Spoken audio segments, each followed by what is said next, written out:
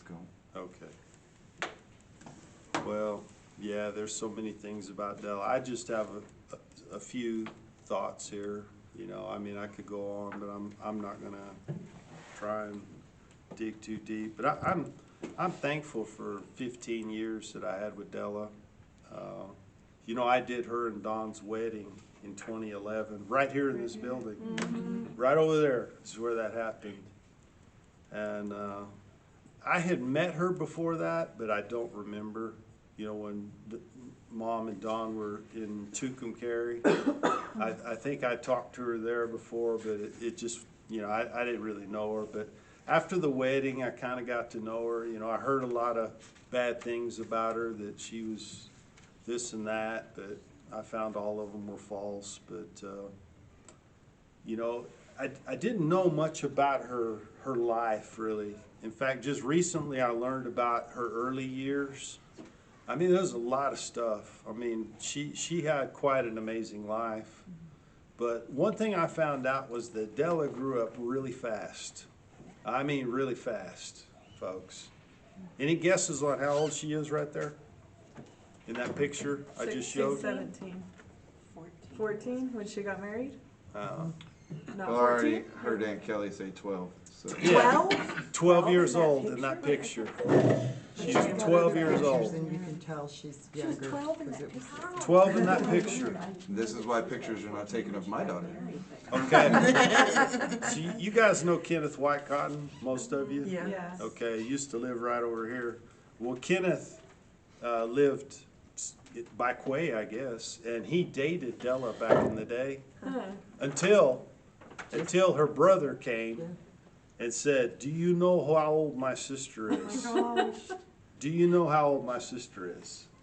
And he's like, "Yeah." We ended the dating because evidently Kenneth is several years older than Della. And I heard that that was pretty common. But yeah, so that picture was at 12. Della married at 14 years old. She's married. And it wasn't too long after that that she had Shane. So she grew up pretty quick. You know, and even before that, she was taking care of other kids and what have you. So, Barbara's daughter. yeah, you know, I learned through various avenues that Della had many, many health issues through the years, much more than I ever imagined. Well, I'll talk about this in a minute. Della kept these records of things. She'd make notes of stuff, dates that she did stuff, and I went through a deal I'm sure she would take to the doctor at time to time. She had 17 different surgeries that were listed on that deal. From knee replacements, wrist surgeries, gallbladder surgery. I mean, there was just all kinds of stuff on there. She'd have the date and where it was done. You know, so I didn't know about all that. You know, in the last few years, she had 2 heart attacks that required life flights to Amarillo. She was a diabetic and been on insulin for quite a long time, which really caused a lot of her liver problems. She had cirrhosis and was even accused of being an alcoholic once by a doctor. And of course, Della didn't drink at all. I mean, never a drop. She had a lung condition when she lived in California. She said she was in the hospital, 6 months, and was on oxygen for years. And somehow she weaned herself off of it. Doctor said she'd never get off of it. Somehow she did. I don't know what she did, but she was a strong lady. I mean, she didn't complain much, but clearly she'd been through a lot in her lifetime.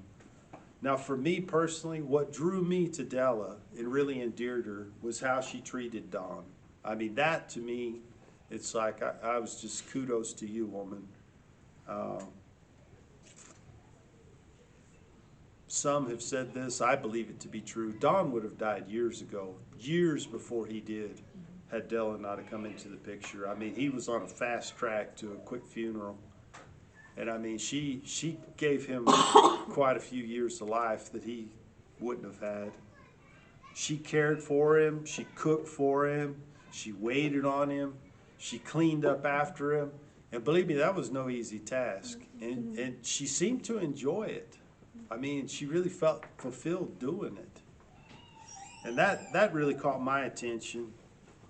You know, even when she had the heart attacks and life flighted to Amarillo, you know what she was concerned about? Who was taking care of Dawn? Is Dawn okay over there? It's like, look, Dellia, you forget about Dawn. You just focus on you. But that's how she did. You know, probably one of the hardest things she had to do was put Dawn in the nursing home. And man, she struggled with that. And we talked a lot about that. And, you know, but it was to the point. You guys know how big Dawn was. I couldn't get him off the floor. She couldn't get him off the floor. And he was falling all the time. And but she hated the thought of that. I mean, you know, reluctantly agreed to it. But she never, well, she was always there. You know, even when he went into the nursing home, pretty much every day she's going to be there unless she had to go to the doctor or do something. And she would cook for him down there and encourage the other people down there. I heard a story at the bank in Melrose after Dawn had gone into the nursing home. She said that Dellia came in pretty distraught one day, and they were trying to, those people over at American Heritage were really good to Dellia. But they were like trying to console her, like, you know, what's going on? She said, well, Dawn's in the nursing home. You know, of course, they're thinking that's the deal, but evidently Dellia was kind of jealous that there were some ladies over at the nursing home. And she did not like that. And I thought, and she settled down after a while, but I thought that was kind of funny. Yeah, you know, I told you that Dellia kept records. I've got some notebooks. I mean, just detailed records of stuff. And from what I can tell, she was an excellent money manager. She would have made a good counselor for managing money. I mean, she did a good job. I always appreciated the arrangement that Dellia and I had from the get-go. It's, you know, it's just, we're going to be straight with each other. We're going to say what needs to be said. We're not going to sugarcoat anything. We're just going to always be on the open with each other. And, you know, I appreciate a relationship like that. Dellia would often ask me, the one thing she was famous for saying is, well, I don't want to be a burden to you. I don't want to be a burden to you. I mean, she would try and go out there and mow her grass. You guys know the acreage that has to be mowed, and that's some rough terrain, believe me. And it's like, yeah, Dellia, I'm going to let you go mow that grass. I'd tell her, I say, you and I are going to have a problem. I catch you on that mower. I don't want to see that. But I told Dellia at the end there especially, I told her, you need to start thinking biblically. I said, you're not a burden, you're a blessing. And she really was. I really enjoyed our visits to Amarillo. They were always an adventure. Sorry. It's always, where are we going to go eat? Dawn didn't like to do that. Dawn had 2-3 restaurants. And I loved it. It's like, let me Google something, see what we can find. We had fun. We did. You know, when it came to her death, I don't think I've ever seen anybody die as gracious and dignified as her. She was so kind, sweet, thanking everybody. Never, she said, man, I hope I don't get bitter. She didn't get bitter, not at all. Her courage and faith seemed to grow every day. She wanted to be right with God. She really did. She told me there at the end, she's like, well, I want to rededicate myself to God. I said, well, Dellia, I mean, did you have something in mind? Or are we going to do a baptismal ceremony? What are we doing here? I said, I'm pretty sure that whatever your intent is already accomplished. you know, but I thought, God bless you, woman. She's like, I just want God to know. I said, he's waiting on you. And I think she really embraced that. When we were told at the hospital, I mean, point blank, doctor came in and said, well, you've got this liver condition. You got 3-4 weeks to live. That's it. I mean, she didn't even like, you know, okay, well, get me checked out. I'm going home. I'm not dying here. You know, and never look back. I really think it's very fitting. You know, I would have preferred to have this memorial a little sooner to her passing, but I think it's very fitting that we're doing this today on Mother's Day, because that's really how I saw her. It's something that Jesus said to John in John 17 at the cross. So when Jesus therefore saw his mother and the disciple whom he loved standing by,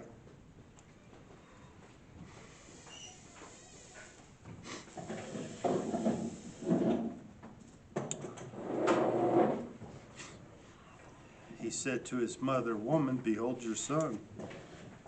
Then he said to the disciple, behold your mother.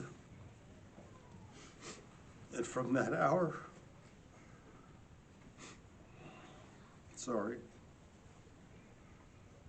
that disciple took her to his own house. I felt like God gave me Della. I'd like to think that God gave me to Della. I'm going to miss her. Sorry for going there. Supposed to keep my composure. Grace, we're glad you're here. Thank you for having us. Yeah. I'm sorry we started without you. No, you're fine. Okay, guys, that's really all I've got to share, but we do want to open it up. Grace has said before, if somebody wants to share something, whatever, after we're done here, we're going to eat, and then we plan to go to the cemetery. We've got a ladybug we're going to put on her grave. So did anybody have something they want to share? I have something. I didn't know her very well at all. I saw her at things that I came to with the family, but I remember at Christmas, last Christmas, she was so kind to me. She didn't know me. I mean, she may have seen me, but when we did the gift exchange, and it was the what is it, the Dirty white Santa? elephant or dirty Santa or whatever you call it, and then I got this tabletop thing that was gas powered, and I just thought, oh yeah, this is so great. And then stinking Kyle stole it from me, and I was like, so really, I mean, that's the way it is. I wasn't terribly hurt, but I was like, oh. But she took that to heart, and she had gotten this little candle warmer thing with a light on it, and she said, oh, here at the end, you can have this. And I'm like, no, it was fine, because I guess she didn't realize that, my heart wasn't broken, but only a little bit it might have been, but, it was Kyle. But she was so kind, and she's like, no, sweetie, you need to have this. And so I have that in my bathroom, so that I can see it every time, because I thought that was such a sweet and kind thing for her to have such a heart for what she thought I was feeling. She, thought I was probably going to punch Kyle out. but anyway, it was so kind, and that's what I thought of her being. What That little I sounds knew like of her Della. was kind. She was very kind. She was. And Oh, I there's- can just, Sorry. go ahead. I was gonna say, she shared several of her oil lamps with me. Kelly told her I had a little collection, which were a few that the kids had given me over the years, and being as old-fashioned as I am, I like them. And she gave me 3 of hers, and which I was, really shocked at. And you sure you want to give these to me? And, and I don't know, I'll always treasure those for her kindness too. And she was always very congenial person. I didn't know her as well as I would have liked to. Actually, I didn't really get to know her until after Dawn passed away. Yeah. Special lady. Very. Well, I got to spend the last 6 weeks with her.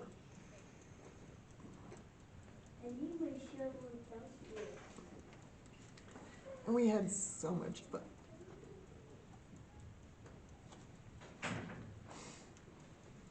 Her laughter was contagious, really. It was. And I'm not a cook, I've never been a cook, but every night she'd kind of she'd have it planned out what we were gonna eat that night. And she'd say, okay, get this, and this, and this, and this is how you do these, and this is how you do these. And she would sit in her chair and she'd tell me everything just exactly the way to cook it, and it turned out perfect every time. But we would just laugh, and we had really good talks. And I'm gonna miss her.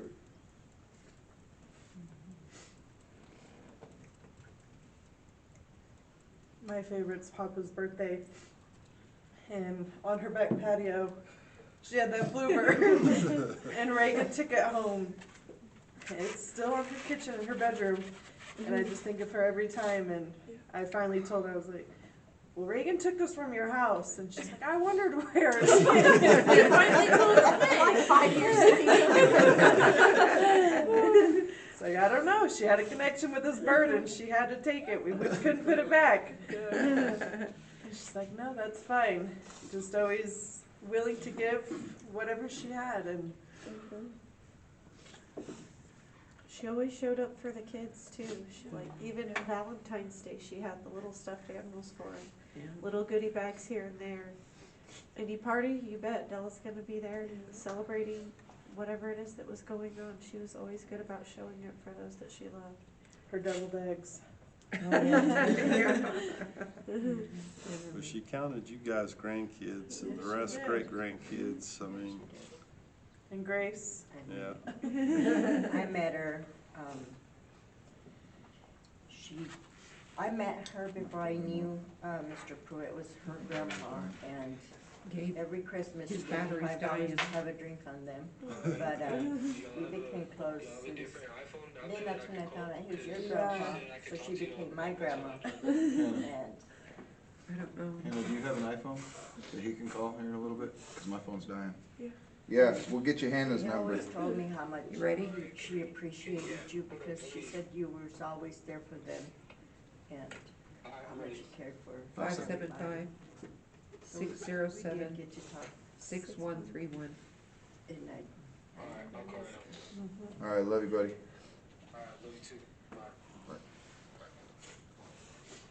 Sorry. Should have charged it last night. Sorry, I didn't mean to interrupt you. no, you're. I never felt the cold shoulder out of her either. The day I met her, she was like, okay, you're part of this, so here we go. Never felt the cold shoulder from her. Never did.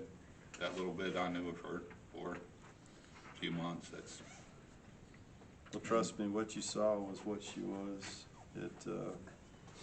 She didn't play games. I had met her at some point since I joined, because they got married in 2011, that's when I joined the military. And so I was gone their whole marriage, and I get back and we're at Southside, and she was like, hey, and gave me a hug. I'm like, who is this old lady? I was like, who are you? I just told her, who are you? And she goes, I'm Della, I'm your husband's, or your grandpa's wife. And I was like, oh yeah, okay. It was like I knew I didn't know. But she acted like, hey, I know you, and it doesn't matter if you don't know me. It's like, okay. Well, she did know you guys from little, because she was. Yeah, I never in remembered her Nana from over there Papa's in a Tucumcari lot. or anything. Well, she didn't look like, Yeah. she didn't look like she did recently. When they were in Tucumcari all the time, she was very heavy, and she had long red hair, and it was long, yes. But her sense of And humor she was was- hilarious. Yes. And she would be quick, like if I cooked something for after church lunch, She'd be quick to tell me if she didn't like it. She'd be quick. She'd be like, "Those ribs are good. Those, not so much." Like, gotcha. Straight shooter. Yeah. Hey. She never complained about my brisket though, so. Always good. Well, Which, it by the always- way, I like the fat that you left on the last one. Oh, I try and leave as much fat on them briskets as I can, because either you get rid of it or I like the fat on the brisket. I do too. And the same with pork ribs. I leave as much fat on there as I can, and then when I wrap the ribs, I even put beef tallow on there. Let it render, wrap it up in some butcher paper. It always surprised me when Glenn would come home and say, "Della asked about you." Yeah. She'd always ask about me. And then when I was here, she'd always greet me with the biggest hug. The California connection was deep with her. Yeah, it surprised me. When does she want me to call her? I think she forgot. She forgot she didn't have her phone on her. Yeah, It call surprised back me. now. So, Give her a minute to get to it. Okay, yeah, maybe about one, well, about half, oh, 1 minute. If it's okay, after she gets connected, if anyone else still has something to say, it's fine too, but I don't know I hope it's okay if we let Gabe say something. Yeah. If he wants to, I mean, if not, I may say something for him.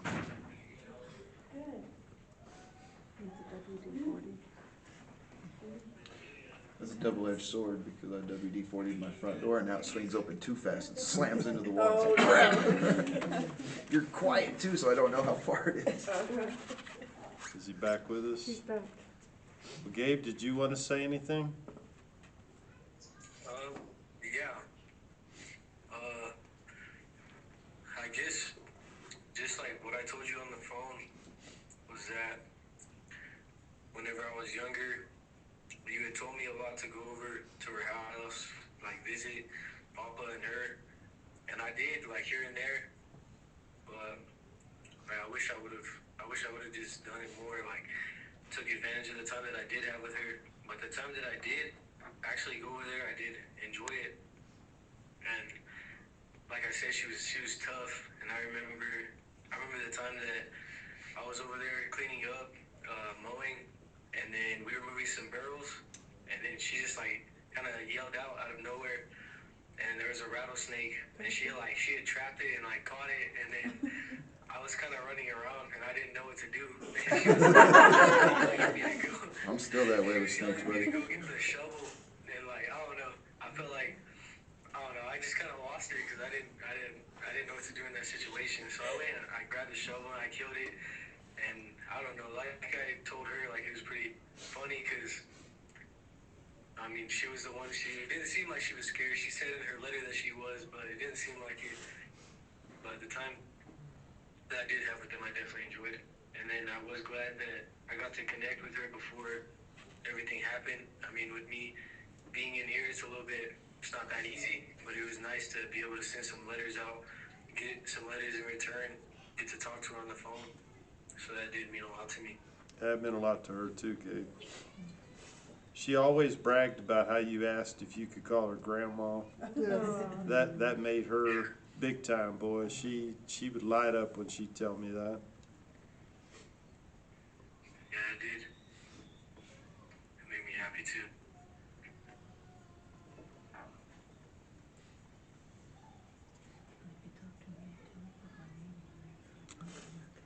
Well, are we gonna call this portion good for now? Yeah. I appreciate all of you being here and sharing, and it's good. I'm glad we were here. You know, Della was a part of this group. So yeah, it's like I said, we're gonna have a meal, and then if you can and you want, we're gonna go over and put the ladybug in concrete so it doesn't blow away. Thank you for the chocolate. Did you hear that, Gabe? Can you say that one more time? She had a ladybug, a big metal ladybug on the front porch. We're gonna put some concrete, set the ladybug in the concrete over at the cemetery. All right. The therapist said that she'll let me stay on the phone and talk with y'all, so Okay. I'll probably be part of that if Well, we're gonna eat first, so if you're gonna hang around through the meal. I mean, if y'all want me to, I can. I can go get something to eat too. Well, it's up to whoever's helping you there. And by the way, if she can hear me, thank you very much for doing that. We appreciate it. No problem. Is that okay with you? I don't know how much time, like how long are they gonna take to eat? How long do you think it's all gonna take, like, to eat and then go over there? That's always the question. Well, Kyle is, Kyle's still cutting up the chicken. I think all the sides are done, but he's still gotta like go down on the disco. We're gonna fry up the bacon first and then cook the chicken and the bacon and then cook the veggies. It's like at least 45 minutes to cook the meal and then we'll be good. I'd say at least an hour and a half, maybe, I don't know. He's trying to give us some.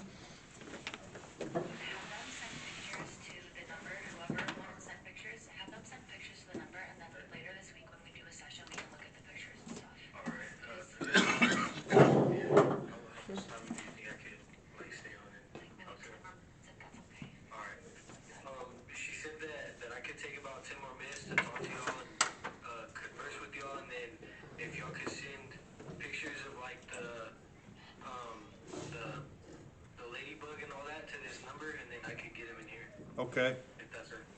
All right. Well, I'm gonna let you talk with everybody else since we talk twice a week. Okay? All right. All right, love you. Sounds